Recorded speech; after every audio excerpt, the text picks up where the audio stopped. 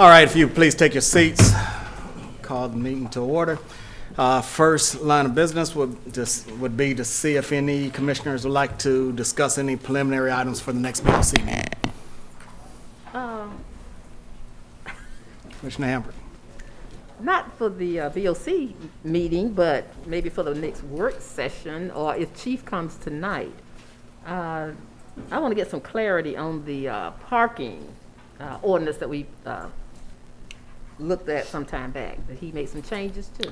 Okay, we'll have them on the next meeting because the agenda's already set for tonight, right. but we'll have them for the next BOC meeting, not BOC meeting, but a work session if that's sufficient. That's fine. Okay, all right, hearing none other, we will start our first item off with the monthly financial report, CFO, Ms. Bivens.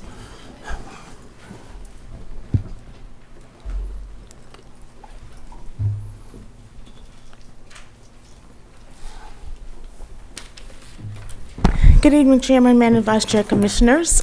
This evening, I'm going to go quickly as I can, but as detailed as I can over the monthly financial report. As of January 31st, unaudited. I believe I sent some information to you yesterday, but this is just a presentation for the public to see as well. We're 7 months into the fiscal year, and as of January, we have collected 75% of our budgeted revenues, $174.6 million. Our property taxes, which includes, it's inclusive of our current year and prior year taxes, we've collected 86% of that. 71% of our other taxes and assessments, this is where our local option sales tax is included. And then the rest you can see, 65% for charges for services, and 72% of other revenues, 45% for intergovernmental, 56% for fines and forfeitures, and 38% for contributions. Oops, went too fast. All right, this slide I just wanted to show you how we compare it to prior year, year-to-date revenues for each category. So overall, as you can see on the chart, our budgeted revenues is $233 million, and of that, we collected a little, like as I stated earlier, 75% of that, and pretty much right on target where we were at the same time last year. Our property taxes, you can see we're a little under on property taxes, but that is because the public utility taxes have not been received yet. Last year at this time, we had received a little over $9 million at that time. However, those come in at different times after January, so we anticipate getting that either this month or over the next month or two. So that's why that area is down. The other taxes and assessments are everything else, I'm not going to go through all of them, but as you can see, they're pretty much in line of where we were last year. On the current year versus prior year, the real and personal property taxes, the blue shaded area is for the budgeted amount of $85.7 million rather for the real property taxes. What we have budgeted, we collected 89.9, so we collected over 100% of what we budgeted for our property taxes for real property, compared to $83.6 million last year. And in personal property, we've collected we have $16.9 million budgeted. We've collected 14.7, which is a little less than we collected last year at the same time at $15.8 million. The year-to-date sales tax, again, we budgeted $35.1 million. We've collected $20.3 million, which is about $500,000 more than what we had collected at the same time last year. And on the expenditures, as I stated in the email yesterday, 7 months into the year, that's 7/12 of the year, we should have expended approximately 58% of our budgeted expenses, and we've spent actually less than that. We're at 54.3% overall. At salaries, we're at 54.4%, benefits at 54%, regular operating expenses, which is everything, the day-to-day utilities, just daily operating expenses, is at 54%. Debt service, we spent 50% of that, 30% of our capital expenditures, and then other financing uses, we're at 81.6% of what we budgeted, and that is the majority, well, actually $2.9 million of that are litigation and settlements that the board has approved up through January 31st. Is that going about the same as it has been for previous years? I'm getting ready to get there next. Sorry. Okay. That's okay. So for the expenditures, I did the same, a prior year to current year, comparison. So, our total budget again was 233 million. Year-to-date, we spent, 127.2. Last year at this time, we had spent $130 million. So we're about 2.9 or 2% less, in our expenses this year than we were last year. You asked about the other financing uses, so it is at 2.9 this year. Last year at this time, it was 1.9, so it's about 50% higher this year than it was last year at the same time. So this shows that everything is pretty much in line with where we were last year, except for that one category. Everything else was down. So, well, you probably don't know if we will exceed that by the time of the next fiscal year starts. It's possible, depends on what comes through, what's settled before the end of the fiscal year. Typically, we do, and we have in the past exceeded what's budgeted, but we never know what it's going to be because each year is different. Sometimes it's much lower, sometimes it's higher. Yes, ma'am. It should be around, what, 53, 54 or something? I don't remember off the top of my head the final amount from last year, but I can get it for you and send it to you in an email. Okay. Okay. So in summary, on our amended budget, our amended budget is 226, well, revenues is $226.5 million. We had expenditures budgeted of $233.8 million. That leaves us revenues under expenditures of $7.2 million, which is what we've budgeted from fund balance to balance the budget. So our beginning fund balance was 102.4 of one, if you want to round up, and right now we're estimating a $95 million ending fund balance if we use all of the fund balances budgeted. We haven't in the past. I don't anticipate doing it this time, but we never know any extra expenditures that may come up if the departments have to use everything in that. For actuals, year-to-date, again, we started with 102.3 million. We have revenues received 174.7 million. We've expended 127. So that means our revenues over expenditures, which was an increase of fund balance of $47 million year to date. So at June 31st, our ending fund balance was $150 million. As I stated in our email yesterday, that we still have the rest of the year to go. Most of our revenues come through property taxes, so that 150 will go down as we go throughout the year because we got a big chunk of our property taxes, so revenues will pretty much even out, and we should end up back at the $95 million eventually as we go throughout the year. Before any questions or comments, I want to give you a quick update on the FY23 budget process. We are right in the middle of that. Department submitted their request the end of January. Janice and I, the Deputy CFO and I, are looking at the revenue projections. Requests will be revised if needed based on revenue projections, because every year we get a wish list. That's way more than the money that we have. We'll then meet with the COO and the chairman to review the department request, have department head meetings as requested in mid to late March. I would be sending an email to meet with each one of you individually in late March or early April to show you what we have in the budget, to get your input on it. Then finalize the proposed budget, revenues and expenditures, and prepare the budget document. And our public hearing is tentatively scheduled for mid-May. And that's all I have. All right, any And questions? Any from the questions? business? Well, I'm not sure if this is a question or a comment, but we've had people to come before us and say, okay, we're doing this, and we're saving X amount of dollars. And I know, I'm sure that you all on top of this. I just want to make sure that that really happens and it doesn't sneak back in some other way and all, and we really aren't or they really haven't saved anything, or they may have saved something that first year, but then, for future budgets. Yes, ma'am. So you're talking about when departments have come and doing reclassification and there's been a savings? Yeah, 2 or 3 that have come. Yes, yeah. ma'am. We do look at that because we have had in the past, even prior to now, and the chairman can attest to this, and he stays on top of it as well, when a department comes to say, okay, I want to get rid of my part-time positions and hire a full-time position. Well, we've made it clear to them, don't come back and ask for a part-time position anymore because you said you could do without it.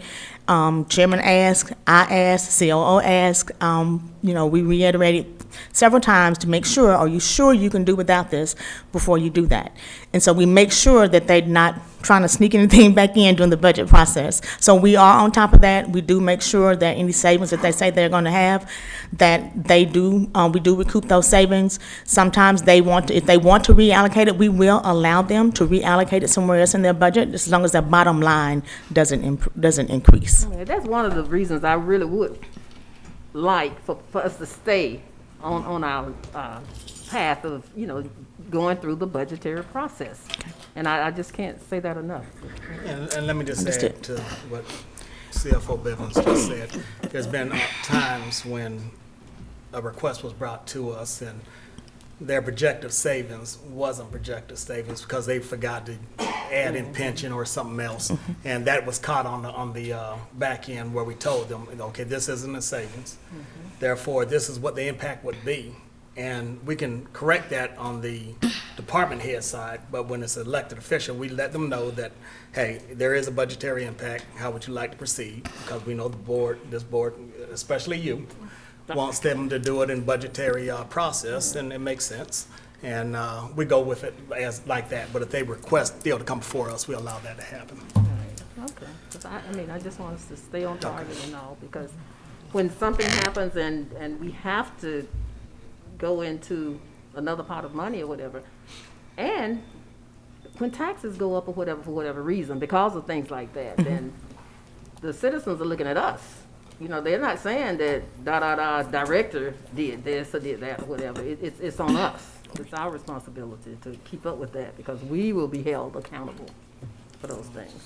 So, Okay. thank you. I do have several questions. Good evening, everybody. If you could, please, Ms. Bivens, go back to your slide that goes over the evaluation of funds collected, or the property taxes specifically. I know I always ask about property taxes, residential versus commercial. Okay. I ask about that constantly. Do you have that slide? No, I have this slide, this one that shows real versus personal property.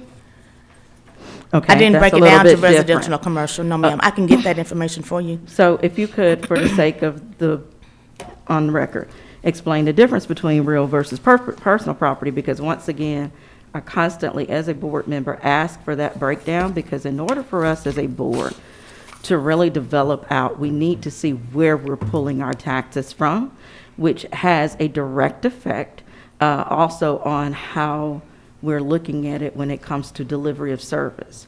So just for this sake, because you don't have that today, even though I've requested it, go ahead and explain those two for me, please. All right, Commissioner, I have provided in the past, during the budget process, the breakdown during the budget. I have not done it for here, but I'll be happy to provide that of the actual what's collected. I will have to get with the tax commissioner's office to see which one, because they'll have to break it out, whether it's commercial or residential. But on the real property, that is for your land and buildings, and personal property are your inventory items that you have, that business owners have. Okay, that's what I wanted to hear. So we do know at least the personal property Yes. is for, that's why I asked you Yes, to ma'am. tell us about Gotcha. that, if you don't mind. Yes. That does deal with the personal property, the business owners, but the business owners also have to basically confirm that they have said Right, items within their business. Yes, they file a return every year with an estimate of the value of their real property, and the taxes assessed based on that value. When is the last time we've done an audit on real property for businesses, especially those that are larger businesses? We haven't from the finance side. I'm not sure the tax assessor has. I know that they have looked at it, but I would have to ask Mr. George for that information. And so. And I'll since ask him. We don't, from the finance side, you wouldn't be aware to look at that information so that you all can make sure you're all on the same page. So you said they may have done it, but you all have. They may have done it, never and received the information. way that the taxes are assessed is based on the information that they give us. So they set the values, and of course, the board sets the millage rate, and we apply that millage rate to that assessed value. Okay. I like to put on record, even though this is not an official board meeting, we need to find that out, and there needs to be set up an audit on the personal property taxes for those businesses, because, and I want to know when is the last time we've done it, and that information, as you stated, should be coming over to our finance office, especially when we're looking at the load of delivery of service that's placed on our first responders, because right now we're looking at the fact that we don't have enough fire trucks, we don't have enough transportation trucks, we don't have enough cars, vehicles, we aren't paying our folks what we could be paying them in contrast to the number of calls they're running. And all of this is very important that we all tighten up and be on the same page so that we can make sure that we're not leaving any stone unturned. So that's one area I would like for us to look at. I'll request that information. The second thing is, I know you may have answered it already, have we done any modeling? Because I know you said you suspected that we would end up back where we were before with the fund balance, but have we actually done any modeling to ensure that we don't have any extra wiggle room to go ahead and get these folks their money sooner than April and then get more than the 10%? Have we looked at that modeling process? Yes, we have. Yes, ma'am. And right now, like I said, that we are 7 months into the fiscal year. Mr. Johnson and I look at the revenues every month, and sometimes a couple of times a week, to see where we are, to see if we're exceeding, or where we are. Right now, we're on target. We haven't, other than property taxes, as I stated, we have collected 100% of what we have budgeted. If anything over that would be in excess, so we are looking at that. So when we reach that point where we're well over that 100%, that's when we can say, okay, we may be increasing that fund balance, and it may be more than the $95 million. We haven't gotten there yet, but we are looking at that. What formula are we using for modeling? So we actually, so we do like a regression analysis. We look at the prior year, what we've done. We take into, for instance, like the last 3 years, and of course we've had COVID. So we know that's an anomaly. So we went back a year before to see where we were, and then we take an average, and we also look at where our spending trend is now. We look at trends to see where the spending trend is now, and calculate out for the next. We have 5 months left in this fiscal year, salaries and benefits, because we can calculate that out, because we know how much we spend on average a month and salaries and benefits, and we can calculate that out. We take into account if we're going to have any accruals that we need to account for at the end of the year. So what that is when we pay people in July every 2 weeks. They may have worked in June. We have to charge that back to June, so that may not be reflected in the numbers, because what we have here is what's actually been recorded. So we have to go back and do an accrual to charge that to the correct fiscal year. So we take that into account if we know that we're going to have some months in June that'll be paid in the next period.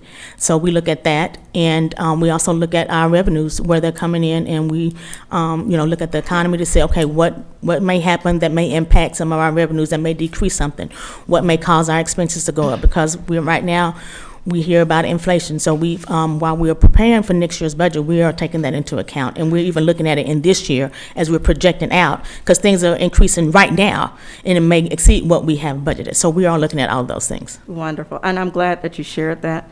But at some point, I'd like to really see the actual formula. We'd be happy to sit down with you. Yeah, the formula would be nice. And then the final thing, too, as well, is how have we utilized the available ARPA funding to make sure that our budget actually is, that's not my final question, actually, I got one more. Okay. So tell me how much we've used of ARPA funding throughout this process. Okay. So in our current year budget, yes, that's what we're talking about. so in our current year budget, we did not, we've actually, what we're doing with the ARPA funds, we have to put in a special revenue fund. Mm-hmm. So we have used some to reduce salaries in the EMS department, to take care of some of those things that the board had wanted, as far as we purchased some items, PPE and some other things. We just recently purchased, Chairman, help me out, the mask dispensers. Yeah, and some other things that have come up that we needed to do with COVID. We've utilized some of those funds for that. And I was just talking to the CIO before I came in here. I'm actually going to have Mr. Johnson and talk with Dr. Smith to have prepare a presentation to show how much money we received, where we allocated what the board approved us to allocate to the different departments in different areas, and show how much has actually been spent, because that's something that Dennis and I just looked at. We were looking at at the retreat, actually, to see how much had been spent, because, no, it was in the retreat, I'm sorry. When two of the judges came before us to request additional positions, they did have ARPA funds that the board approved for them to use for that. So we're looking at how much have they actually spent of that, and what are their plans to spend it moving forward? Okay, and I'm glad that you answered that as well, because one of the things, and I didn't say to everyone that noticed I wasn't at the board meetings because I was still at NACO, the National Association of County Officials, and one of the things that I did is I made sure that I spent an exorbitant amount of time with the folks directly from the president's cabinet. He brought everyone there. They had rooms where actually some governments had appointments set with their CFOs, with their COOs. And in fact, I want to say, I call him my cousin, but down in Monroe County, they had an appointment with the president's cabinet to discuss ways to where they're having gaps in their budget, such as we are, dealing with fire and PD and the trucks as we've received. And one of the things that really hit me is that those governments were already utilizing those funds for that. And I understand you keep referring back to the board approved, but I believe that there's an opportunity for us to really go back and shore that up a little bit more. I know that we were being a little bit conservative to make sure that we push that 10% out for April, but looking at what you presented to me today, I don't quite understand why we were so conservative when, as you just explained, we've really only used ARPA funds to buy masks and to buy some PPE things, when other governments have already utilized the ARPA funding in those various capacities. And one of the things they were talking about specifically is how you could use ARPA for specific areas in your budget, which would release those funds to be able to use for what we're basically here for, which is to provide service. So I would like for us, I don't know if Mr. Chairman was still there that day or not. I know that he and another commissioner were there. But I think we really need to go back and look at that, because we are on the verge, as our chief of fire who's sitting out here and chief of police said, we're on the verge of losing our accreditation.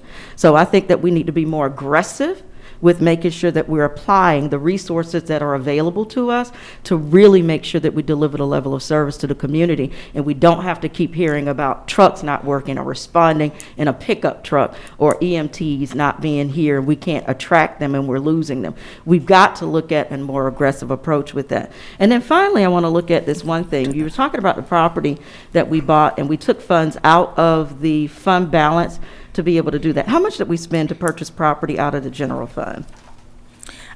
Using fund balance is Any out of the general fund. How much money did we use to purchase property? We haven't used any money out of the general fund. There's nothing budgeted for that. That's why when you all decided to purchase that property, we had to go into fund balance to get that money, because there's no money budgeted for that purpose. Okay, so maybe I should phrase it, because I have on here, there was a certain amount that we're utilizing to purchase property. How much is that?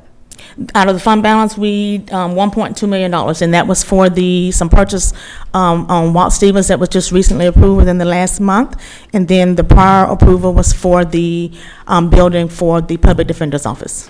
Okay, and we pulled that out of the general fund as opposed to General any funds, fund? fund balance. Fund balance, okay. Yes, ma'am. So my question is, how much did we anticipate that we needed to be able to get the police and fire and all of them up and going, all our first responders, for them to be able to get a higher pay?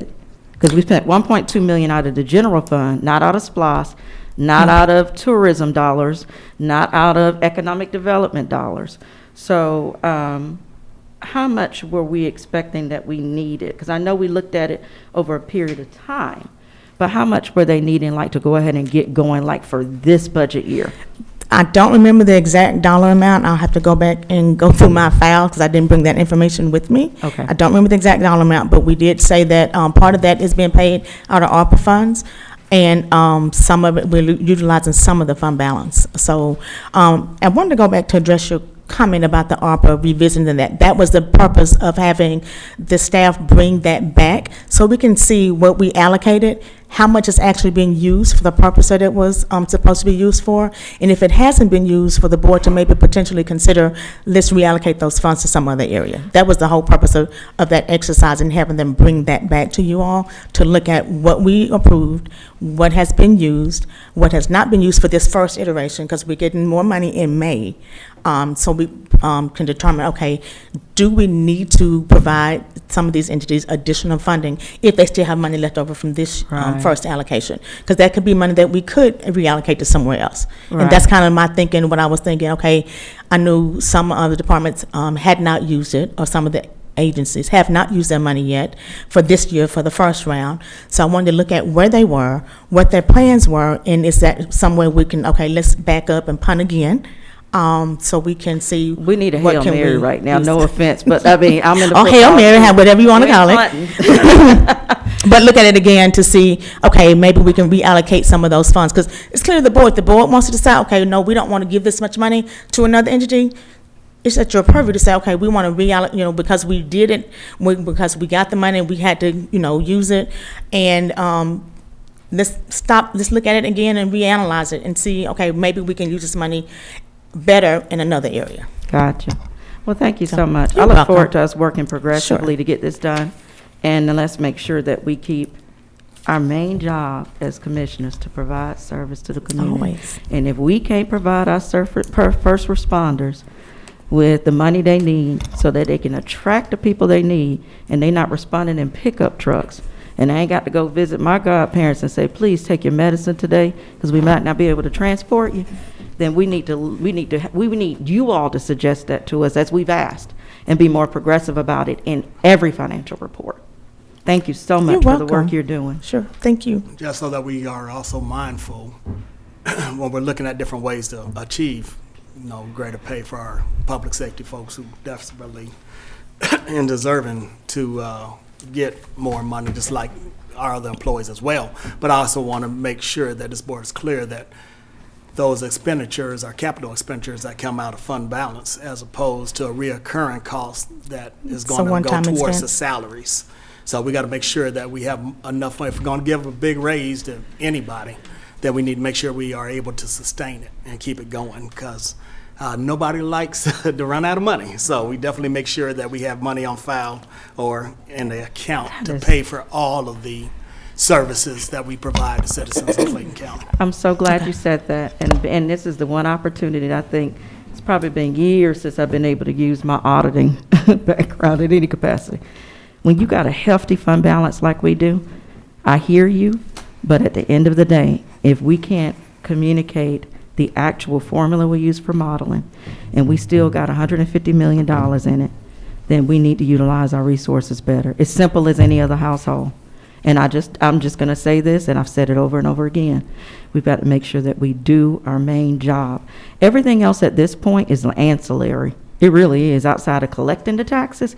But if we can't take care of these folks who are taking care of us, it really is ancillary. And that's including spending any money out of a general fund for anything outside of that at this time. We have to be progressive, and we have to be factual.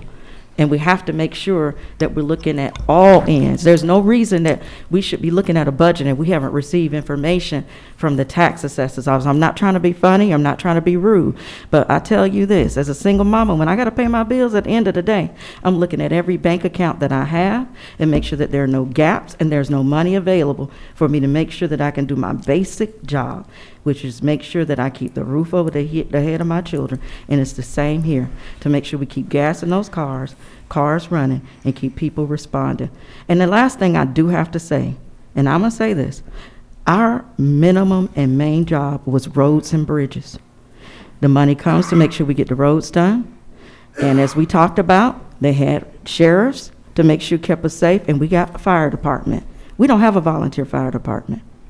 We've got to be more progressive with the use of our resources, and I will hope that we utilize every opportunity that we can, as other governments are doing, to make sure that the leaders of this county are at the table to make sure that no resources left on this table. It hurts my heart when I see this, and we got to change it. And I don't think that we're doing everything we can to change it. We can do more.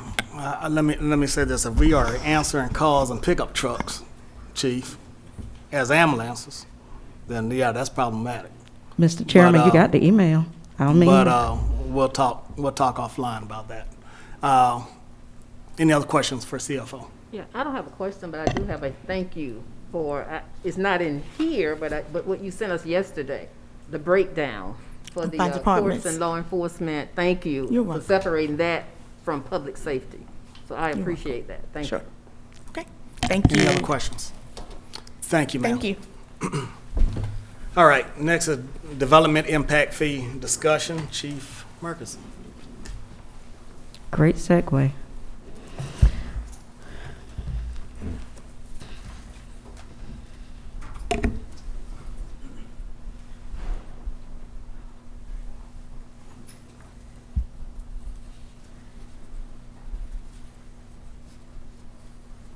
Thank you, buddy. Good evening, Mr. Chair, Madam Vice Chair, members of the board. So it is my pleasure to come before you tonight and present what is a revival of a impact fee presentation that was given actually back in 2007. But as it's been brought back up, I was asked to refresh the information and bring it before this board. So I've narrowed down a relatively complex issue into as few slides as possible. And for the sake of time, I'm going to read most of it. So please do not get offended if I'm not looking directly at you, but I want to be cognizant of everyone's time. So OCGA 36-71-1, also known as the Georgia Development Impact Fee Act. In 1990, the General Assembly found that an equitable program for planning and financing of public facilities needed to serve new growth and development is necessary in order to promote and accommodate orderly growth and development and to protect the public health, safety, and general welfare of the citizens of the state of Georgia. The intent of the act is to, 1, ensure that adequate public facilities are available to serve new growth and development. 2, promote orderly growth and development by establishing uniform standards by which municipalities and counties may require that new growth and development pay a proportionate share of the cost of new public facilities needed to serve new growth and development. 3, establish minimum standards for the adoption of development impact fee ordinances by municipalities and counties. And 4, ensure that new growth and development is required to pay no more than its proportionate share of the cost of public facilities needed to serve new growth and development. So who is eligible? Municipalities and counties which have adopted a comprehensive plan containing a capital improvements element are authorized to impose by ordinance development impact fees as a condition of development approval on all development pursuant to and in accordance with the provisions of the Act. In addition to the required components of all comprehensive plans under the Georgia Planning Act, local governments that intend to charge impact fees must add a capital improvements element to their comprehensive plan. The capital improvements element is intended to establish clear public policies regarding infrastructure development and ensure sound fiscal planning for capital improvements. The county's current comprehensive plan was done in 2014 and runs through the year 2034. It was most recently updated in 2019 through ARC, and at current does not contain the required community improvements element. So what are the next steps if we want to bring development impact fees to Clayton County? So as we begin to look at the next steps, we need to understand what an impact fee is and what it is not. Impact fees are not a revenue-generating item. OCGA 36-71-4 provides that a development impact fee shall not exceed a proportionate share of the cost of system improvements as designed or as defined in this chapter.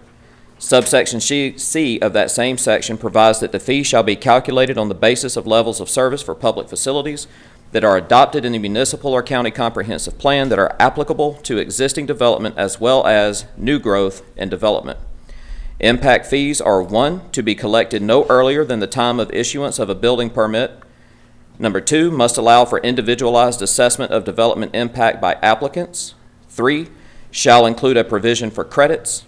4, cannot be used to pay for any purpose that does not involve system improvements that create additional service available to serve new growth and development.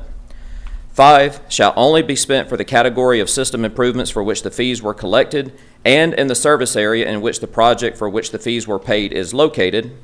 6, they must be refundable, and 7, shall be based on actual system improvement cost or reasonable estimates of those costs. So the next steps for us will be, 1, to determine what fee uses from eligible categories the board would like to impose. Right after that, we have to complete a methodology study, which has to come back before the board for BOC approval. The methodology study is used to develop the community improvement element. Then we have to update the comprehensive plan with the community improvement element, which requires BOC approval.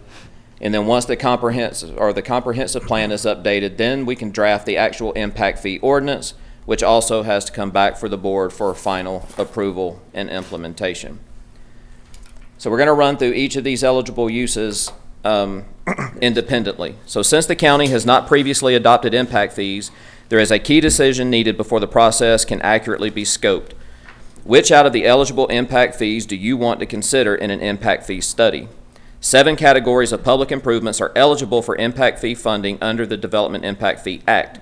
Those categories are public safety, including police, fire, emergency medical and rescue facilities, libraries and related facilities, parks, open space and recreation areas and related facilities, roads, streets, and bridges, including rights-of-way, traffic signals, landscaping, and any components of state or federal highways, wastewater collection, treatment, and disposal facilities, water supply, production, treatment, and distribution facilities, stormwater collection, retention, detention, treatment, and disposal facilities, flood control facilities, and bank and shore protection and enhancement improvements. It is also important to note that the Water Authority currently charges fees for the stormwater utility and also certain impact fees for infrastructure. Under the methodology study is a big analysis effort required to determine, based on data and projections, the maximum allowable per state law impact fee the county could charge for each eligible use. Data and calculations vary significantly from one use to another and must factor in both residential and commercial or industrial. The approach for Parks and Rec varies from that for roads, for example, and sewer has an additional twist. A methodology study to address all possible uses is a significantly greater effort than one targeted to only a few. It is for this reason it is strongly recommended to make some strategic decisions in advance and target the scope rather than assessing all options available. Under the community improvement element, local governments wishing to add a community improvement element to a previously approved comprehensive plan will be required to follow the same procedures required for preparing, submitting for review, and adopting their initial comprehensive plan. Local governments may not adopt their CIE until 60 days after it is transmitted to their regional development center for review.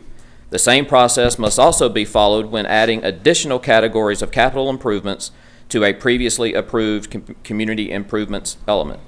Adding a CIE to a local comprehensive plan ensures, through the required citizen participation, that decisions about the allocation of public resources have the benefit of public consideration and comment. A well-prepared CIE will require a local government to do fiscal planning at a level of detail that will promote fair distribution of public services and an equitable sharing of costs between existing and new development. The CIE is intended to be a planning tool to help local governments make rational decisions about the provision of community facilities and to provide legal support for a community's impact fee ordinance.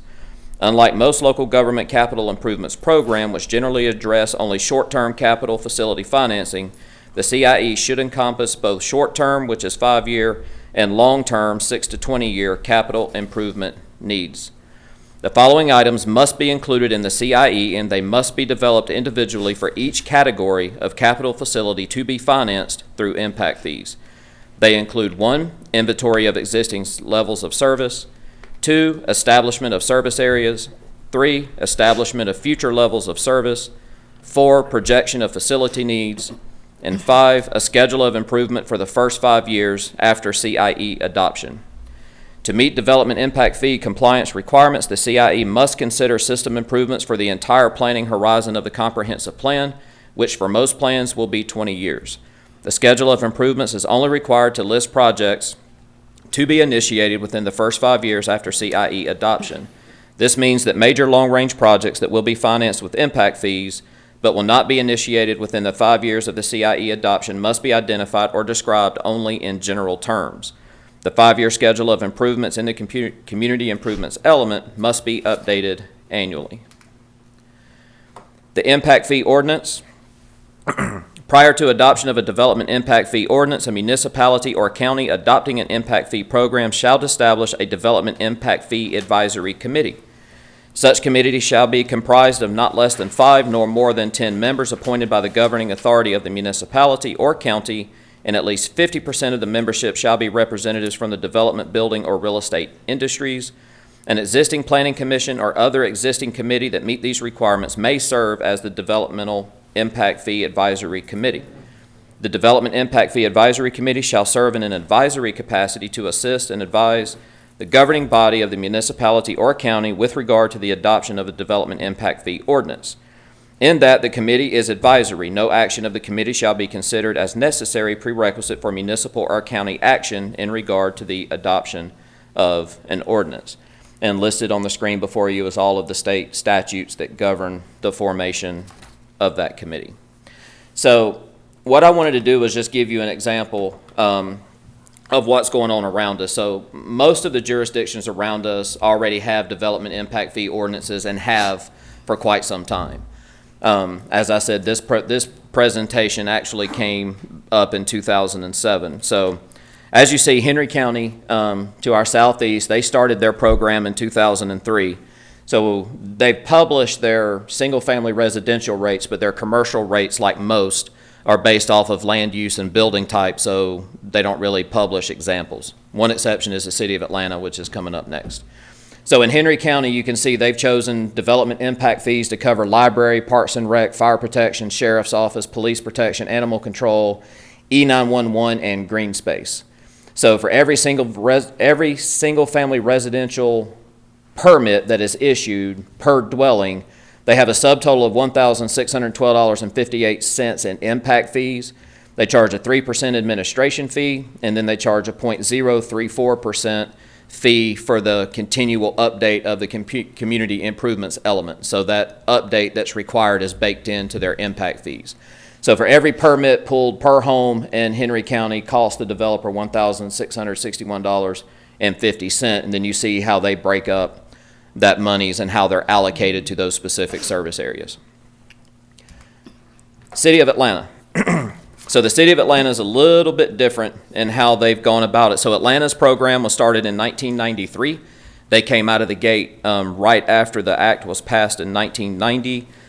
Their plan has been updated in 2010, 2013, and again in 2017. In 2019, the city reestablished the Impact Fee Advisory Committee to make changes to the fee structure, and here's what they have come back with. So they are doing a 3-year phased approach to the increase in their impact fees. So phase 1, which was effective September 1st of 2021, they were charging 50% of what the fee will be once we get into 2023. So as you look at these fees, single family was tiered. Less than 1,500 square feet is $22.96. 15 to 24.99 was $24.55, and then 2,500 square feet or greater, you see, was $2,646. Then you see how they've broken out. So their impact fees only go to transportation, parks, fire, and police. So those are the only 4 categories that they focus on for their fees. Phase 2, which goes to 75% of the final fee, will start September of this year in 2022. So as you can see, for that same less than 1,500 square foot home, the fee will go from $22.96 to $34.44. And then you can kind of see how they've implemented them from there, and you can see the corresponding increase that will go to transportation, parks, fire, and police. And then finally, when their new fee structure is implemented across the board, that same less than 1,500 square feet fee goes to $45.91 per home. And then they did throw in some fees for some of their basic commercial. So you can see their hotel motels per room is $2,789. Their retail commercial per 1,000 square feet is $5,800, and then office space is $2,940 per 1,000 square feet. Chief, excuse me. Yes, ma'am. You say the hotel was $27.89 per room? Yes, ma'am. Yep. So you can see where they give you the category. You can see the unit, which is how they're billing the fee, and then it lays it out what that total fee is. So when you look at a high-rise, Condominium building greater than 10 stories, they charge $2,078 per dwelling that's in that high rise. So if it's condominium, townhomes, whatever the case may be, it's done per dwelling. A lot of their commercial is done per square foot, and then hotels and motels are done per room. So that's kind of what that Impact Fee Advisory Committee does, is help you go through the process of determining what the actual fee should be, based on what's around you and then what your target areas are here in the county. And a lot of this will come out of once the board decides, if the board decides to move down this direction, one of the first things you have to do is what Atlanta's done and Henry's done is what categories are you looking to help fund infrastructure needs with impact fees. You saw Henry has 7 or 8, Atlanta has 4. So it's really up, there's no set, they tell you all of the categories you can have. It's up to the board to determine what they want those fees to go to. Obviously, the fewer categories, the higher the fee or the more allocation that happens. Like I said, it's hard to get commercial numbers on impact fees because of how they're done. It's really done on a per development basis based on zoning, land use, and then building type. But pretty much everybody around us, Atlanta is one of the higher. Most of the municipalities around us that have them are somewhere in between where Atlanta is now and where Henry is sitting.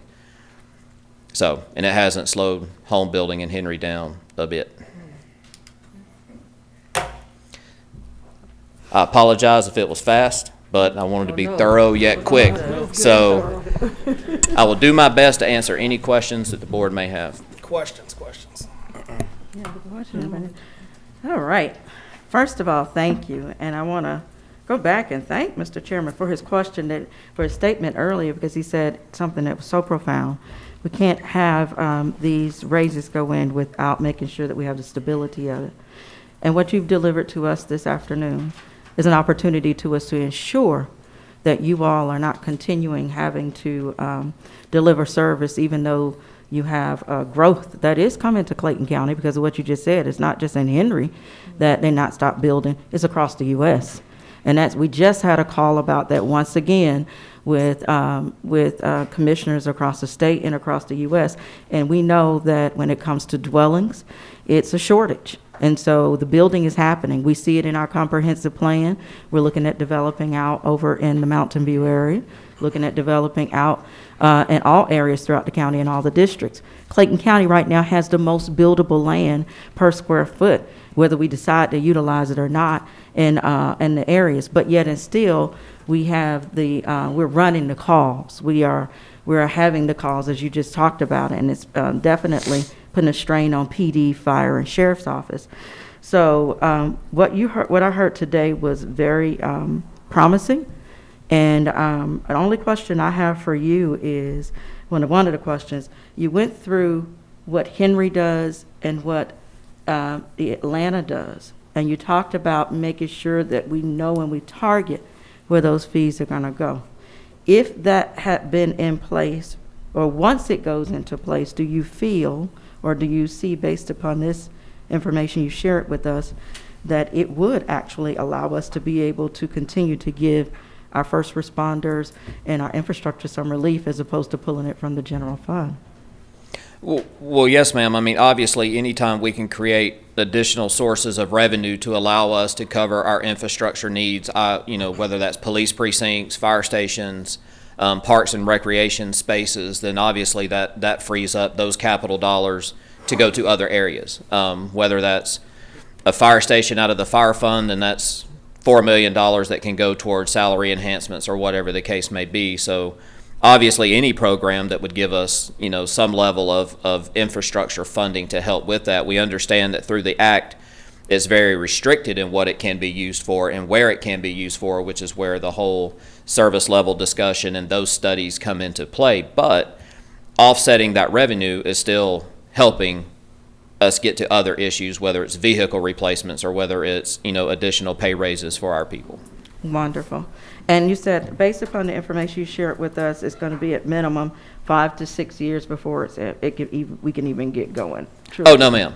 No, ma'am. You said 20 years? Go ahead and break that down. So to the us. comprehensive plan runs from 2014 Correct. to 2034. That's the current edition that's out there now. So we can't do anything until 2034? Oh, no, ma'am. We can amend that comprehensive plan at any time. Okay, I just want to make sure I'm hearing from you clearly, because again, I know that others have amended it on a regular basis, and they've actually amended their budget 20 times dealing with COVID. It's required that it be updated every 5 years. Okay. So, but however, if this board chooses to move forward with the development of a community improvements element to be added to that comprehensive plan, then as we go through the steps that was outlined earlier as far as what is required for us to get to that point, that element can be updated at any time.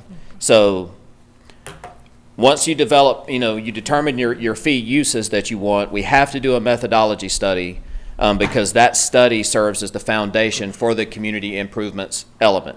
That community improvement element is what's required to go back to DCA for it to be amended into our plan. So the way the act reads is, once that goes back to DCA for them to amend into our comprehensive plan, the board cannot take action on the impact fee ordinance for 60 days. So we have to give them that 60-day review period. After that, the board can be working on drafting their impact fee ordinance. And then once we go through our standard process for adopting a local ordinance, the impact fees become enforceable.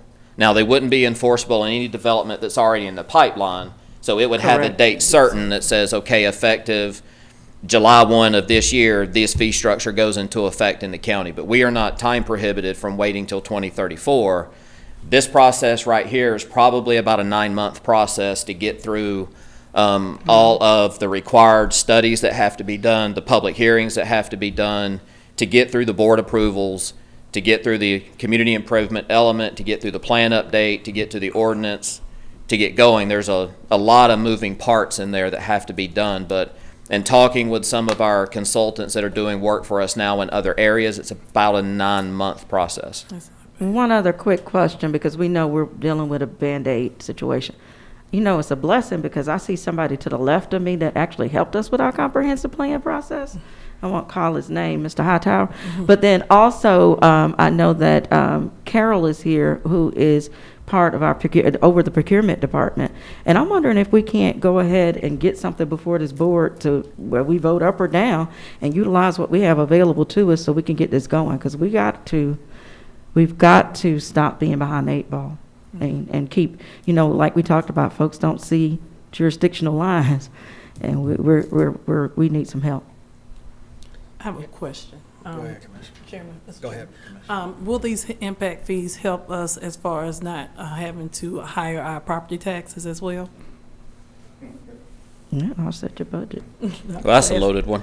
I will say potentially. Okay. Yeah. So, I mean, part of that assessment is to kind of look at the development. When you look at kind of the fees, it's the more robust development is in the county, obviously, the more that it's going to help us. Correct. As far as infrastructure. But, you got to have a lot, like just for a fire station, right now, our typical prototype right now is about 3.8, 3.7, 3.8 million. So that's a lot of $255.09, to get to 3.8. But anything that we do to help offset some of that cost, so we're not having to pull those revenues from other areas, helps, right? So every little bit helps. So, what you start to see, and like I said, those numbers are based off the fact that they have, 9 categories up there. So if the board looks at 4 categories, then obviously that kind of starts helping. But once again, I mean, we're getting development coming in. Yes. We're having to protect said development. So, you look at just kind of the southeast part of the county and the number of residential homes that's kind of been approved in that area down there. We have nothing on the east side of Terra Boulevard until you get to Camp Road. So everything that we have has to come across Terra Boulevard, which at 5 in the afternoon is a chore. So, but, so immediately when those homes are built, we have to protect them. That's not an if, and, or but, and we do and we will. But if developers can kind of help start funding some of that infrastructure upgrade so it's not constantly on the backs of the board, obviously that helps everybody. And when you say the board, you're talking about the current citizens. So basically, growth is great, but then it's wearing the weight on the current citizens. So just for an example, if I may, for the board, in District 3 alone, we just approved a project on Poston Road. And based upon what I just looked at, based upon the calculations you gave, that project alone would have yielded us at minimum $1.2 million in impact fees. Well, and so part of the impact fee ordinances too, you heard me mention that the ordinance or our plan has to have a process for which credits can be issued. So what you'll see a lot of times is developers will come in and they'll say, hey, in lieu of us paying impact fees, how about we just build the station? That happened in Fayette when they built Fayette Pavilion. The first building out of the ground was Fayetteville's fire station. It happened when they built the parking deck at Phipps with Atlanta. Most developers will come in, they'll just add public safety to it. It helps their property cost. It helps everything. So there has to be that proportion in there for credits. If a developer chooses to improve roadways or do this, then whatever the value of that construction would have been, they get credited that back against whatever their fees would have done. So there's several ways that these ordinances are crafted to be able to give options to the developers when they come in. That's perfect. And one final thing, if I may give an example, because I'm glad you brought this to us. I spoke with COO some time ago about this one neighborhood that the roads needed to be repaved. And they had just finished building that same year in that subdivision. And I was told by Mr. Matarco as well as Mr. Stanford, the roads were so bad that in order to get it moved up, it was going to cost us $380,000 just for a change fee. See, those are the things that we would be able to not have to take out the budget. So I think more so than talking about what it can offset, but I think that for us to hear this without the board looking at this strategically, we've got a missed opportunity here. And we've looked like we've missed it for a while, but we do have an opportunity to pick up where we left off and make sure that the citizens, the current citizens who stayed in Clayton County through everything are not having to bear the weight of development moving forward. Any other questions? Well, it's the combo. The infrastructure bill was passed sometime back. Does anybody know where that is now? What will be coming to Clayton County, or if anything, or is it just a bill that was passed is just sitting someplace? The infrastructure bill? Yes. It's been passed.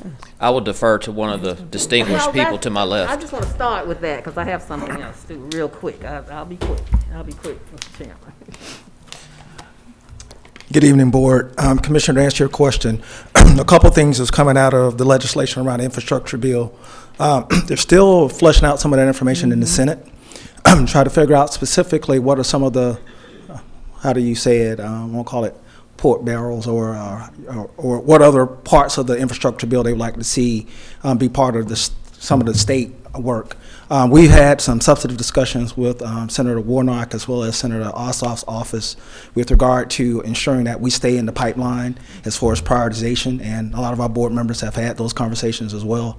And so right now we're waiting to see what's going to be fleshed out with the details of the bill itself to figure out, one, what are the qualifying elements within the bill, and secondary to that, clearly it's going to be based upon prioritization in some instances. So clearly having a strong regional approach or having some elements that are what we call shovel ready already in place will help us become the primary recipient around some of those dollars. Okay, right. I wanted to know that because I have a recommendation when Clayton does get whatever that share is, because. We're all gonna have a recommendation.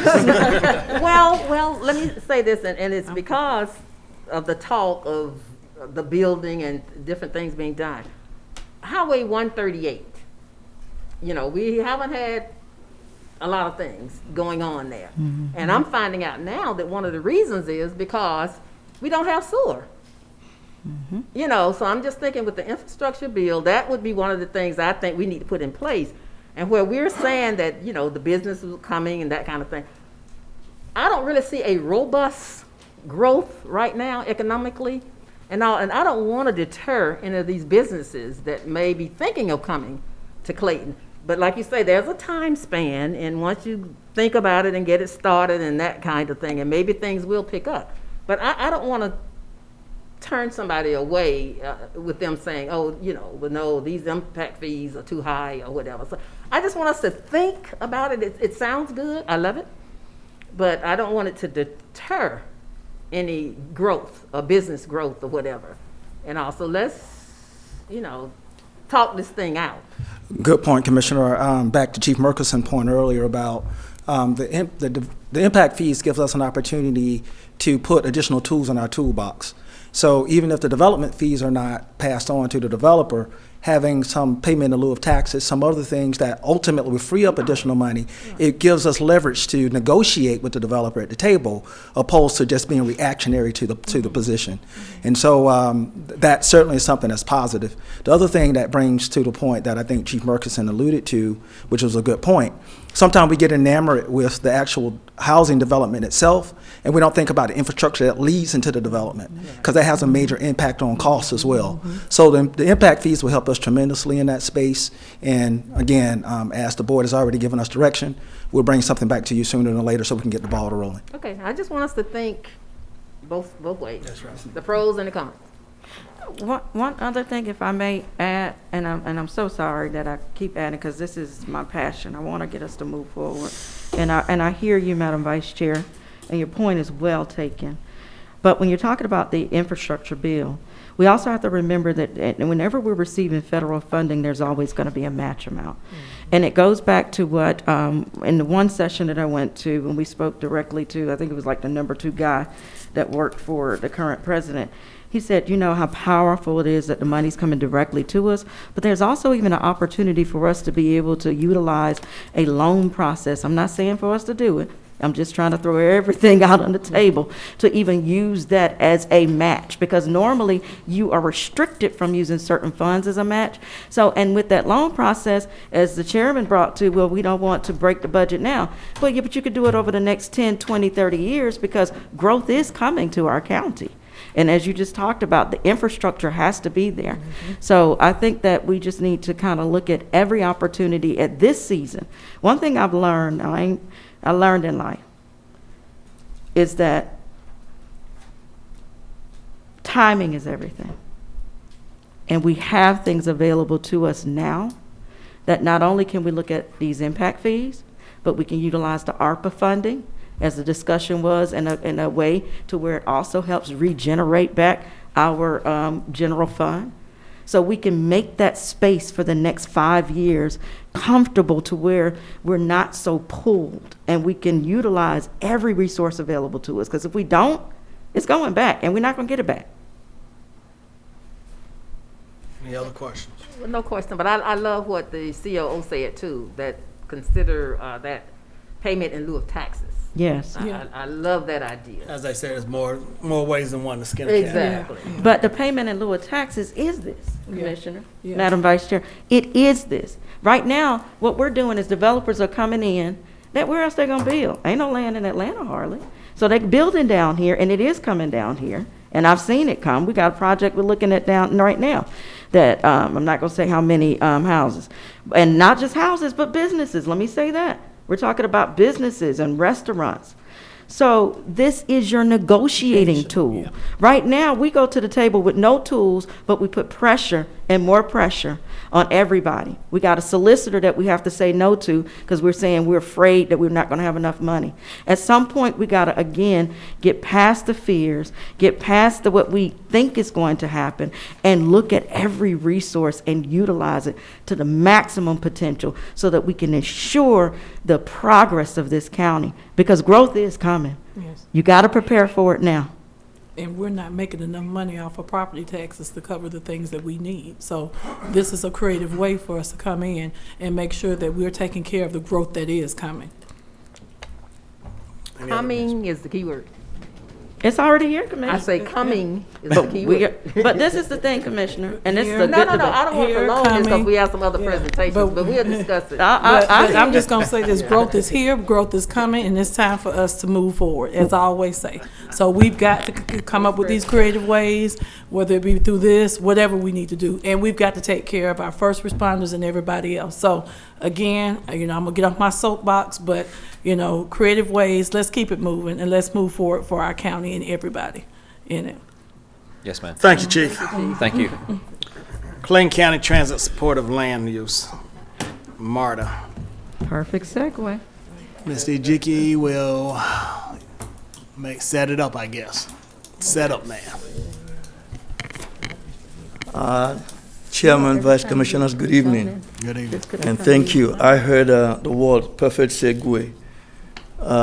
We've talked about a lot about development in the county, and this seemed to be the right time to discuss this.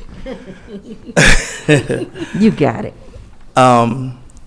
We've worked with MARTA over some months to develop this study, so it was not developed in isolation. So this evening, and it's also a multi-jurisdictional study across the whole county. So this evening, we have MARTA here to present the Transit Supportive Land Use Study.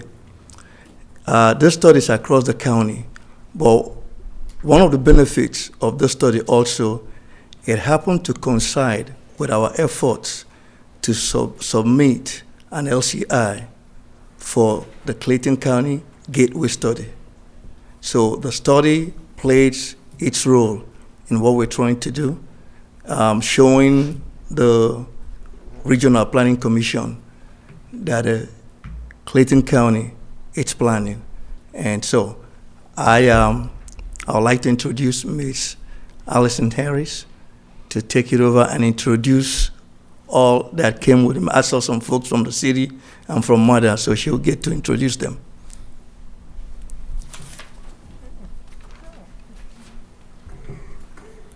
Good afternoon, Hey, Chairman Tracy. Turner How you and the doing? commissioners. I'm so happy to be here. I am not Allison Stewart. I am Tracy Tracy. Roberson with MARTA.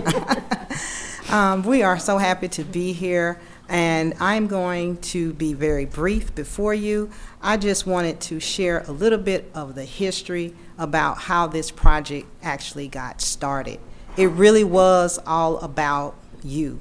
Several years ago, pre-pandemic, we had a transit workshop where we worked with Clayton County and all of its jurisdictions on what you wanted to see here in the county as it related to transit. It was a hands-on workshop.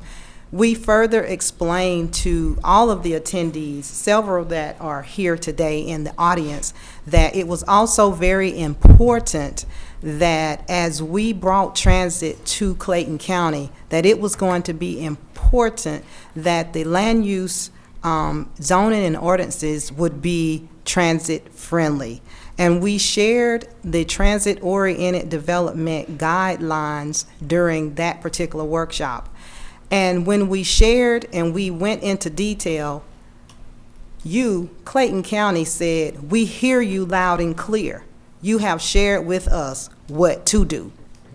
But we, Clayton County, want to really not just know what to do, but want to know how to do it and how to get it right the first time. And that is how this particular study was birthed. So MARTA heard and MARTA acted. And so today you will see a lot of collaborative effort from MARTA, our land use experts, and Clayton and all of its jurisdictions. Like Patrick said, this was not done in a vacuum. We have had tons of workshops, tons of interaction, and today you will see the recommendations for Clayton County to have transit supportive land use. And with that, I'm going to introduce Allison Stewart Harris. She is the technical lead for the team that MARTA assembled, and she will walk you through the recommendations. Great, thank you, Tracy. Good evening, everyone. Pleasure to be here. I have 32 slides, but don't worry, I don't linger. I'll be going very quickly. I want to just put that disclaimer out right now. I know y'all have been working. Oh, yes, ma'am. You get to do 10.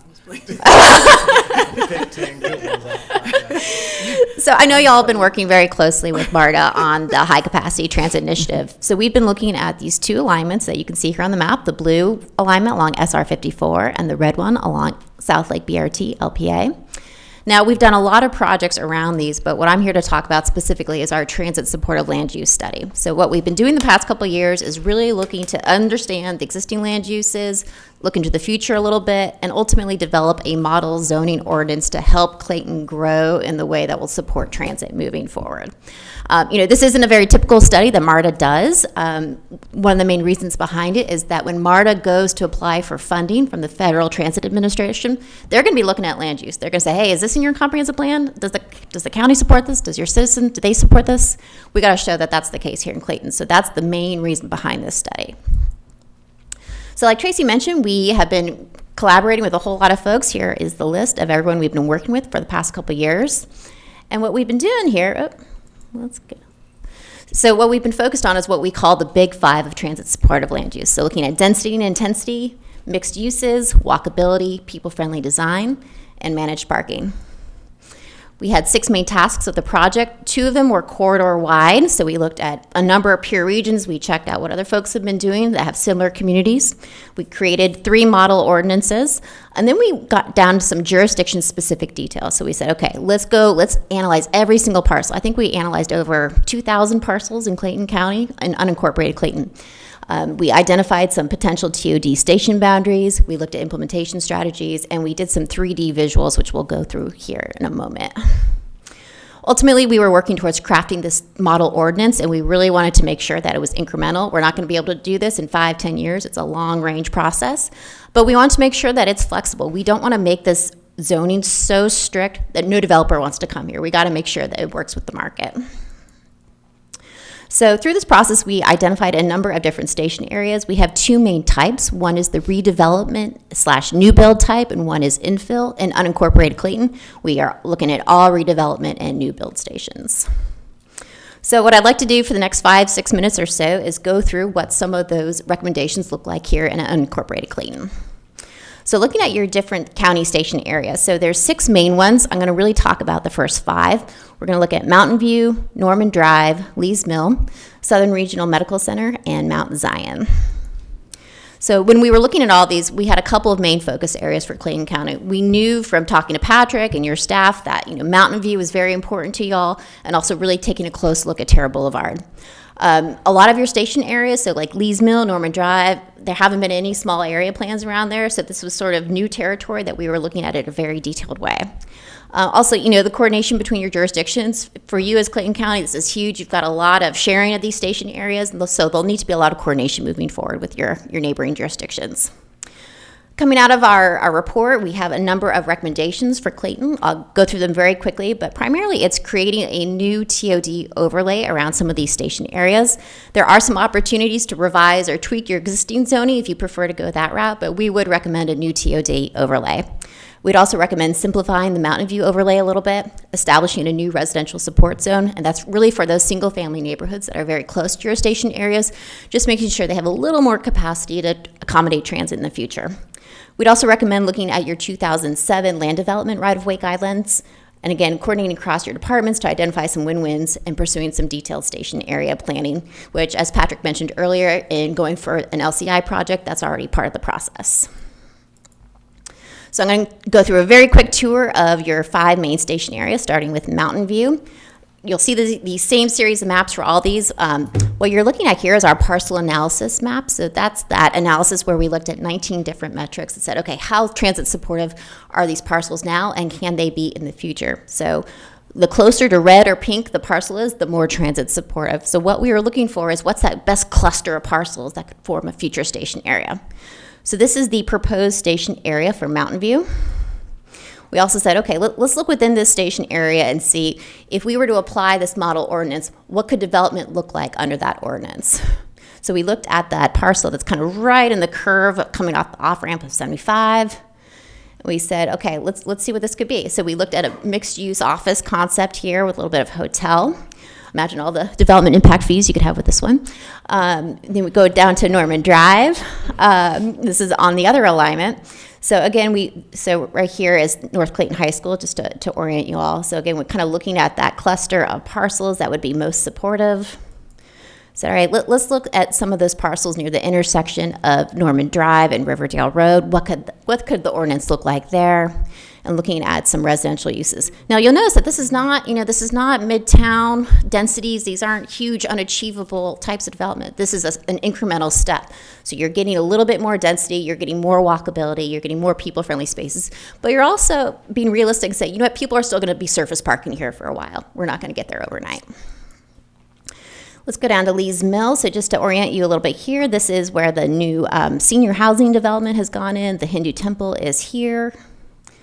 Let's take a look at the ordinance along Garden Walk Boulevard. And we say, okay, what would some new multifamily look like here? And again, there's the Renaissance senior living area right there. Then let's go down to the Southern Regional Medical Station areas. Now, this is one of the areas where you share it with the city of Riverdale. So it's a smaller area here in Clayton. And what we did for this one, we actually did the rendering for the Mount Zion area. So right next door, you have your Mount Zion, Terra Boulevard station area, again, outlined in blue. We were asked to take a look at Terra Crossing, what that could look like under the ordinance. And we came up with a concept that looks like this, which is a mix of sort of medical office area, a little bit of retail, and a bunch of residential as well. So one thing that we really wanted to make sure that we did was to provide some clear steps for implementation. So MARTA moving forward, we have a lot of exciting work coming up. As you all are probably aware, MARTA was awarded the FTA TOD pilot grant, and thank you to Chief Merkson, he's not here anymore, who led some support, also to Patrick and his staff. So MARTA is really excited to get that underway. We will also start preparing for the NEPA process.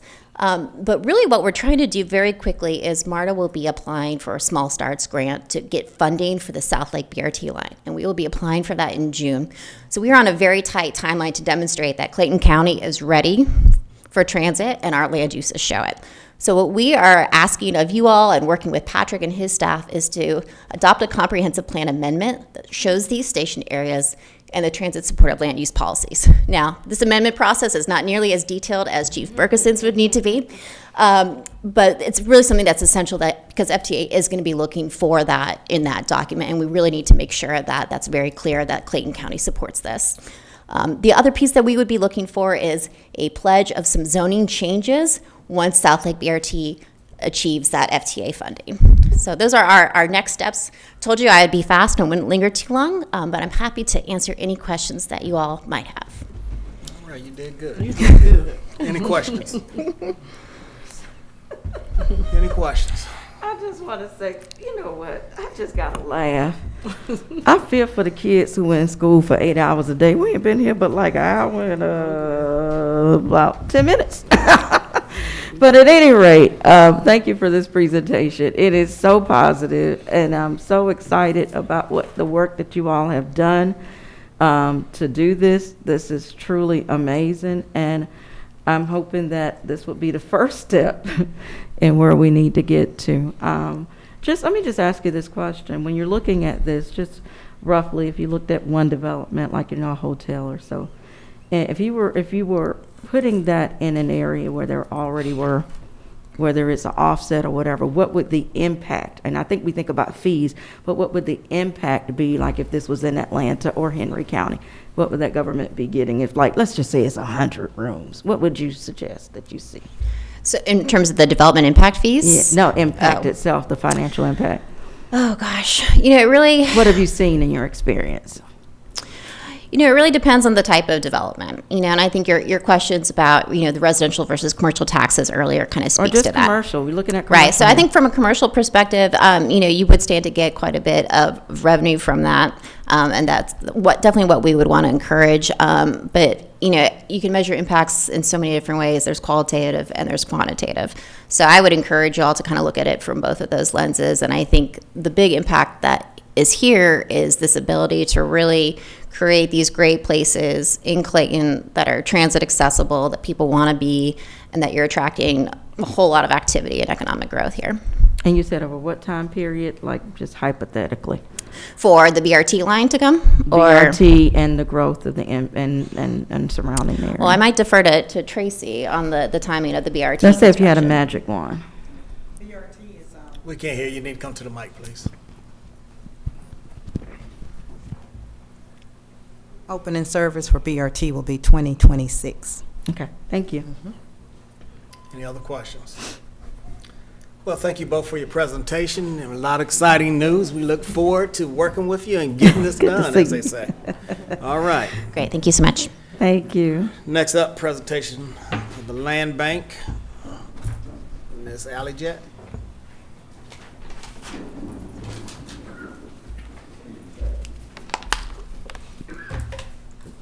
Good evening. Thank you for having me. I have with me James Shelby, who is the chair of our Land Bank board. In his day job, he is the director of planning and for the city of Forest Park. But I just wanted to come and share with y'all a little bit about the history of the Land Bank, what we've been up to, and what we have on our radar. This board created the Clayton County Land Bank in 2014, pursuant to the 2012 Georgia Land Bank Act. It had fits and starts. It never really kind of got a lot of steam out from under it. I think it was originally just Clayton County, so all land banks have to have a county component and a city member. So initially it was just Clayton County, and I believe the city of College Park were the first two members. Over the years, a couple other of the cities had joined in it. But it just didn't have a whole lot of direction and wasn't really being anything more than a passive recipient of properties that it wasn't doing a whole lot of. And so the land bank went dormant, and I think their last meeting, the last board meeting before it entered into dormancy, was April of 2019. And then through great effort and investment by your board, we got a new ordinance in October of 2020 that now brought all 7 cities as members of the board of the land bank, and so we now have an 11-member board, which is as large as we're allowed to have under the Land Bank Act. And so each of the 7 cities has one designee, and Clayton County has the power of appointment over the 4 remaining board members on there.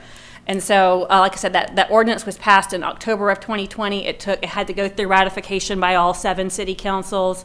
So it was February of 21 before we got our last board member seated. So we started having new board meetings starting in March of last year. So we've got just under a year under our belt.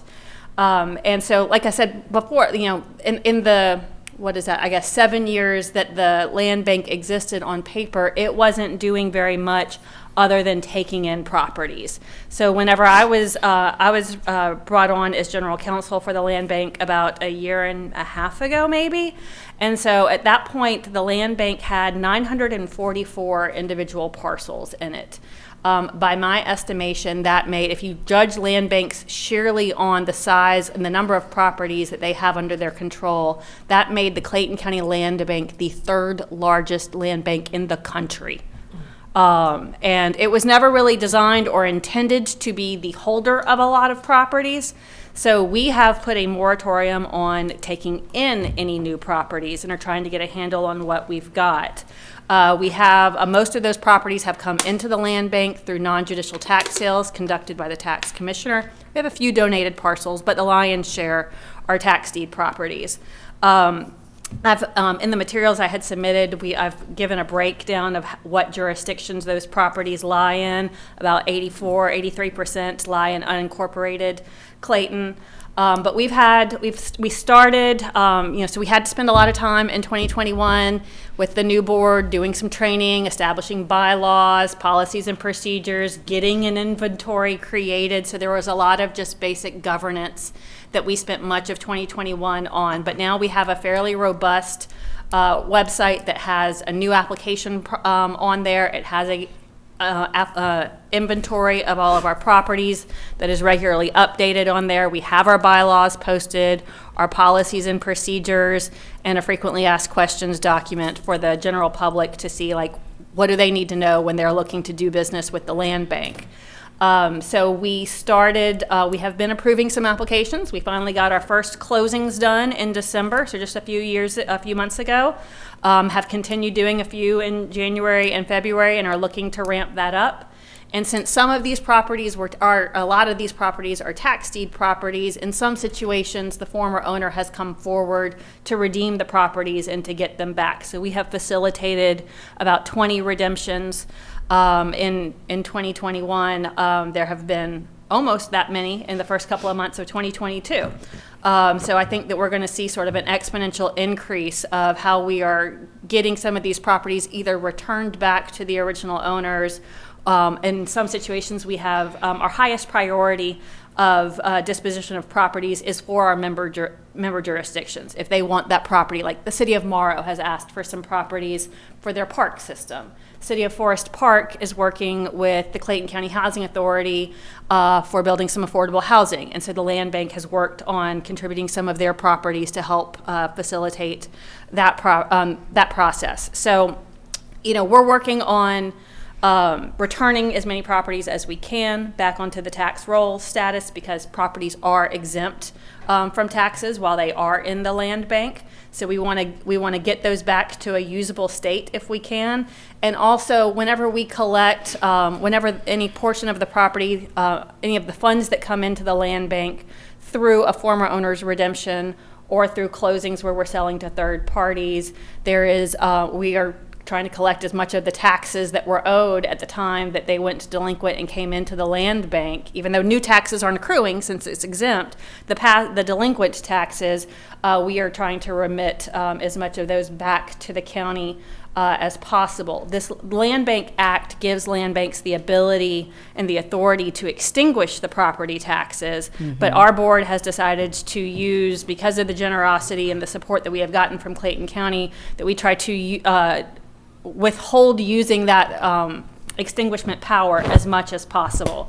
So in 2021, it looks like we had remitted about $66,000 back in taxes to the tax commissioner. We've already done more than that in 2022 in the first couple of months. So we're trying to hopefully generate some future tax revenue as well as kind of help the tax commissioner out on the collection of some of these delinquent taxes. So that's really what our goals are for this year is maybe we'll do, once we kind of get a handle on some things, some selective acquisitions, but we still are really more in property purging in a way that this board believes is consistent with his ideals of what they want to see happen in Clayton County, what activities they want to support, whether it's affordable housing or whether it's working with industry, different people that, applicants can come forward and they can ask for property for the land bank under whatever terms we want. We don't set a minimum price. We don't say that it has to be for a certain purpose. That we'll basically look at and evaluate any and all applicants that want to come before us. And sometimes it may be the highest bidder prevails. Sometimes it may be we really like what it is that they're looking to bring to the community and would be willing. And that's the great thing about the land banks that maybe the county can't do. We don't have to put out RFPs, that we can really have the flexibility to decide what we think is best for the county. So that's sort of what we've been up to. Our biggest struggle, I think, so far is just based on the volume of the properties that we have is an ongoing maintenance issue. So we have really been relying on our member jurisdictions to try to ask them to help us, since we don't have a budget for maintaining properties, that the individual jurisdictions, so whatever Forest Park has in their whatever inventory, whatever properties in the land bank inventory that are within Forest Park's Public Works Department helps maintain that. We're not necessarily trying to keep them up on park picture perfect things, but we want to make sure that we're being mindful and trying to prevent dumping and being good stewards of our land. But we spent several months just trying to even figure out what we had, and then we are sort of in whack-a-mole process of trying to figure out the things that need the most attention, whether there's a health and safety violation or whatever, and make sure that we can be a tool for good in combating blight where possible. So that's sort of our overview, but I'm happy to entertain any questions. Yeah, it is great to see some positive actions coming out of the land bank. Since 2014, this is the best we've seen it, and I appreciate all your work. Two things. First of all, give us your website. Well, so we are just on the Board of Commissioners website under the departments within there, the boards. So I always have to Google it for the Clayton County, and so it takes me to your website, and then we just get there. Okay. So I don't have the URL memorized. I apologize. Not a problem, not a problem. And the second thing is I appreciate we've been talking about creating a budget. Mm-hmm. And so I want to make sure that this board knows that we are talking about the land bank, Ms. Jetton, COO's office, and myself talking about, as well as the CFO rather, about creating some kind of budget, because that is something that will be needed, but we want to make sure it's inclusive of the cities as well. They need to do their part as far as helping create a budget to help sustain the land bank. And requests have gone out. Okay. And once we get all that together, then we will have Ms. Jett come back again to talk about the budget part of it. Any other questions for Ms. Jett? I do. I have one. If someone comes back and want to regain their property and all, and when they lost it, it was in disarray. Mm-hmm.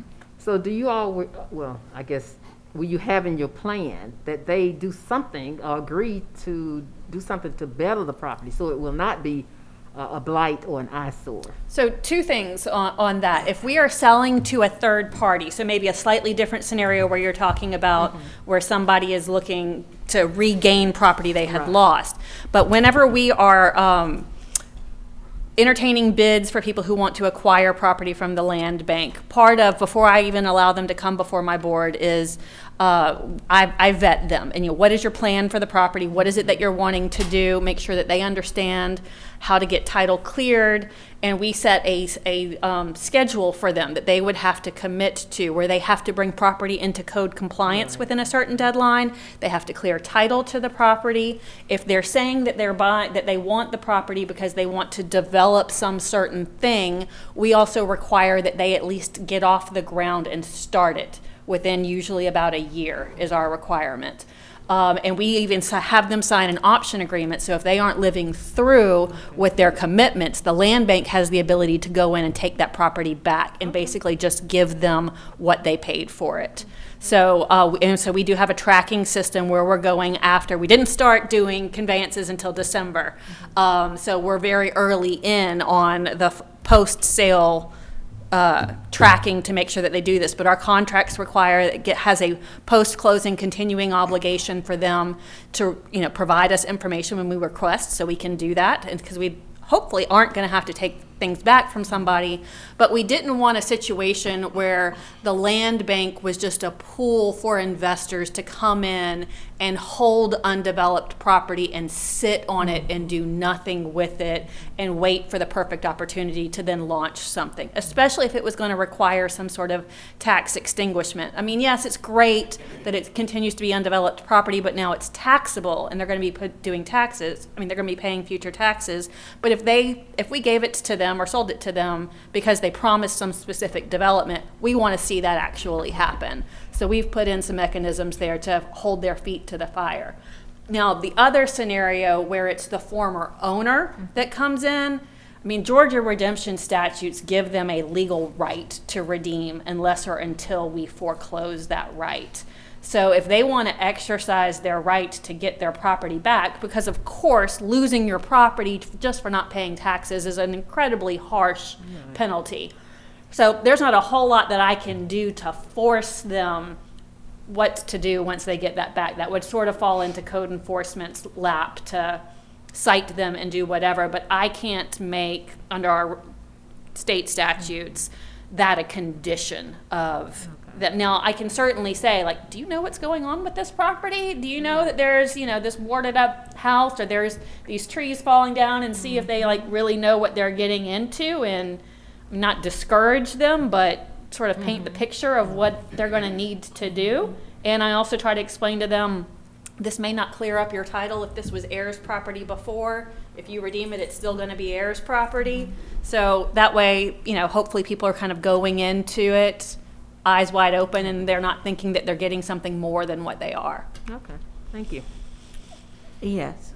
And all of that's going to be in writing when you said you wanted to make sure that they know that it's not going to clear the title. Correct. So when we first accept their bid, we go under contract. And so they may have a limited due diligence period if they want to make sure that the property is suitable for whatever it is that they wanted to do. So it's one, set out in our contract, and then two, at the time of closing, the land bank is giving a deed, but they are also signing an option agreement. And so both of those documents get recorded. So now there is a limited period of time where if the land bank doesn't exercise that option, it'll go away. But that way, if they turn and they flip it to somebody else, everything down the chain is going to be subject to that option agreement.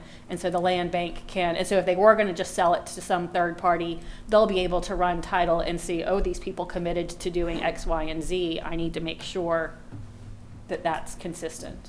Wonderful. And we've just heard tonight quite a few things. And so just keeping in what the presentation that just came to us, what is there in place to ensure that if the board is looking at whatever use that's coming before you for you to make that decision, that use that you're considering is in line with the comprehensive plan that we just had conversations on?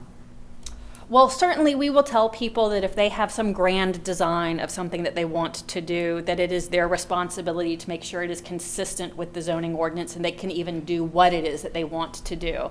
But also in the case of, we have a lot of board members that may have very real and practical experience on this. Of our 7 city appointees on the board, 6 of them are city employees that work in some form of zoning or code enforcement or council people. So they may have, and that is sort of the point of that they have that local knowledge of what you can do, what is consistent with that, whether or not the property is buildable, because sometimes we have people who just want it because it's next door to their house and they want to extend to their yard. And so we're looking at that, that's great, but could this be a buildable house? And so a lot of times we do rely on our board members and their local expertise on that. And we definitely have gotten some pushback on board members as to some specific applications that we don't think that that's what we want to see go in here, or I don't think that this person is realistic, what they're wanting to do with that property. They're never going to get a permit for that. So that's all part of our discussion and analysis. Okay, thank you. And one final question. Do you have any idea? I know that it stated that there will be a budget created, and which is going to be more put onto our folks here with our general fund. But do we have any idea as to how much right now is outstanding in taxes, considering that it's the 3rd largest in the country? Oh, I don't. I mean, I could certainly run a calculation, but for instance, we talk about, I've mentioned in the paperwork that 130 of the lots are former units from the Yorktown condominium development. I can tell you that all 130 of those, it was over $1 million, but a lot of that was College Park, and it was College Park Gotcha. Demo thing. So I don't even know that necessarily. Well, I could probably take out Yorktown condos and then the ones that were donated, and I could probably figure out from there what the total owed to the county is on the remaining, which is probably maybe 600 parcels. Perfect. And I could run that. Thank you for your work. I look forward to a projection model when we do create that budget, so we have some real sense of revenue sharing between the municipalities and the local county government, so that we're not just putting a budget in place, as you said, like you were talking about releasing property, because we know we got to do that, but we want to make sure that we're getting those funds back in as much as we can. Sure, and absolutely. I mean, so that is some of what we have done already is based on just the last 7 months of this fiscal year, even though we weren't under this budget, but we've taken how much have we collected in taxes, how much have we generated in revenue on top of the taxes remitted, and tried to amortize that out to a 12-month schedule. So that way we would have the net of what we're asking for, but yet what is coming back. Wonderful. So that number should be in there. One more thing, my brain is finally working. I see somebody over there. So do we have any idea of how much it's cost us dealing with code enforcement, having them to go out there with the force cleans and all of that? I don't. Because that would need to be used included in that budget, because current citizens are paying for these services through our general fund. So we need to look at all of that when we're budgeting. Absolutely. So I don't know what they would say that their cost is on that. And I think that would be, and I don't even, and I think that candidly, that was not something that code enforcement was anticipating was going to be part of their responsibilities. And different land banks around the state do handle it differently. So for example,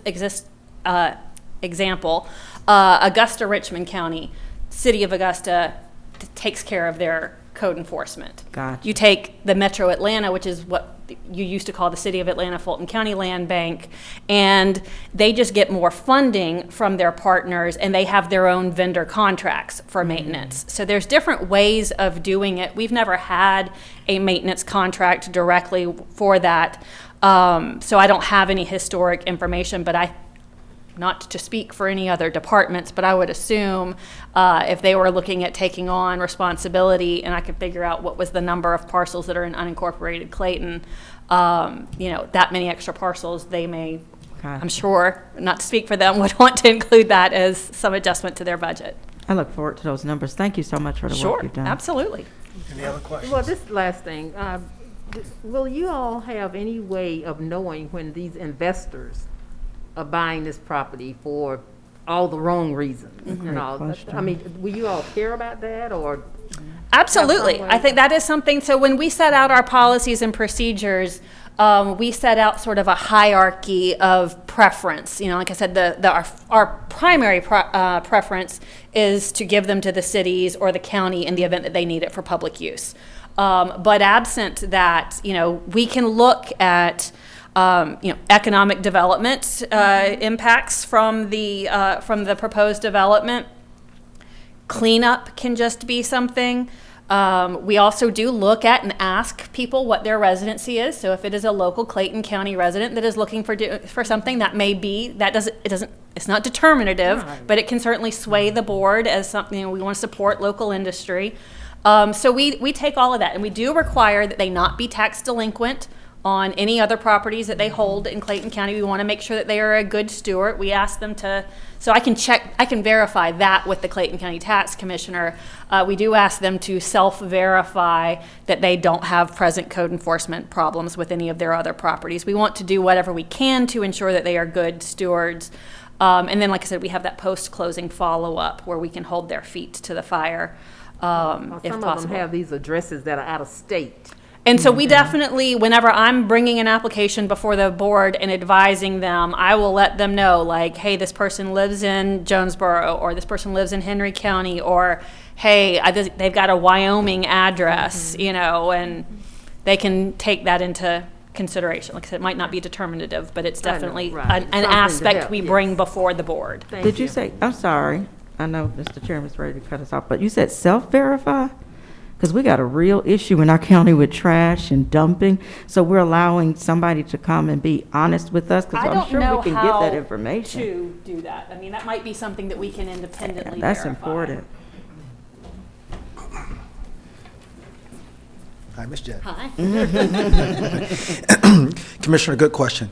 So one of the things that Ms. Jett has been so kind around is that she's been part of the comprehensive discussions that we have when we have our joint meetings with economic development, community development.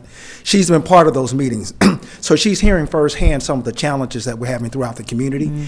And what she's committed herself to in those discussions when she's going back to her board, she has some context to what the challenges that we're faced with. So ultimately, they're making a decision, not in a vacuum, but ultimately making a decision that's more comprehensive about some of the challenges that we're experiencing in code enforcement, or even some of the legal issues that Attorney Reed may be faced with. So we certainly established a collaborative effort in ensuring that the land bank is infused in some of our discussions now, so the right hand knows what the left hand is doing. Perfect, thank you.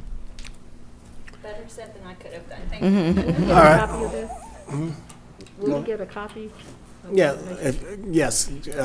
What's that? She's asking for a copy of what you have right here. Oh, I've marked up one, but I haven't. You can send an Just some email. email. You can send an email. Okay. All right, thank you for your presentation, and we look forward, the CFO and myself, to sitting down for you to discuss some models and alternatives as to how we can effectively and efficiently fund the land bank, because you're doing a good job. Yeah, and thank you, Ms. Jed. we can go a long way by cleaning up the county Well, in this we respect. definitely had a goal for 2022 that we want this land bank to be able to fly and, be paying its expenses directly rather, than how it has been historically handled. Yeah, I remember having that initial phone call discussion with you, and we've come a long way, trust me, since we spoke that first time. So thank you so much, appreciate you. Thank you.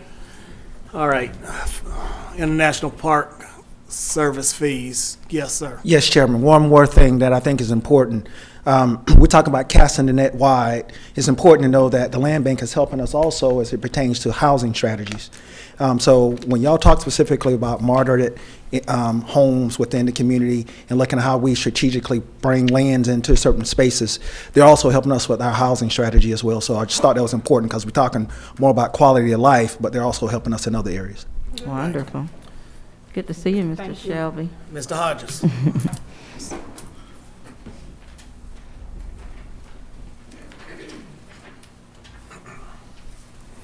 Good evening, Chairman, Commissioners. Last week, or a couple weeks ago, we brought the International Park and the Spivey Splash Water Park fees to you. We went back, revised a few of the fees and programs that we had, and we'll go over those very quickly tonight. The first one would be the VIP complex and the rentals of the VIP complex. As you can see, the previous rate is the first number.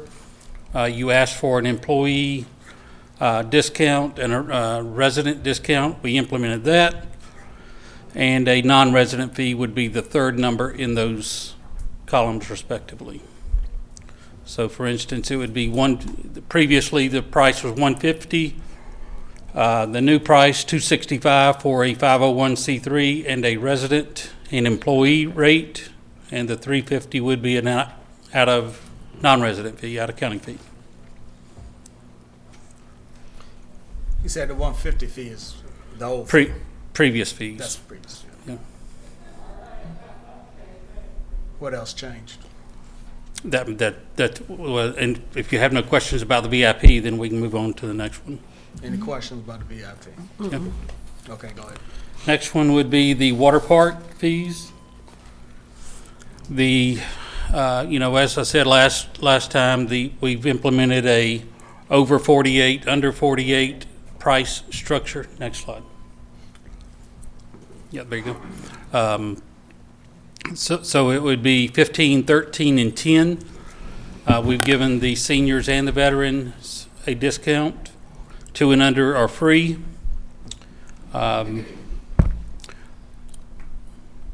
Let's see, we've developed, we're sticking with our peak and non-peak hours rental fees for the season.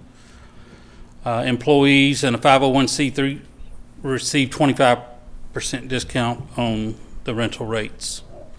Seats and pass, again, the resident fee is $25 cheaper than the regular price. What if that 501c3 is out of town, out of Clayton County, out of county?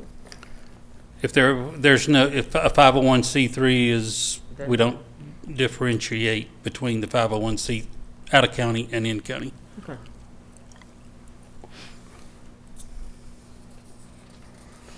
All right, and that's pretty much the Spivey Splash Water Park.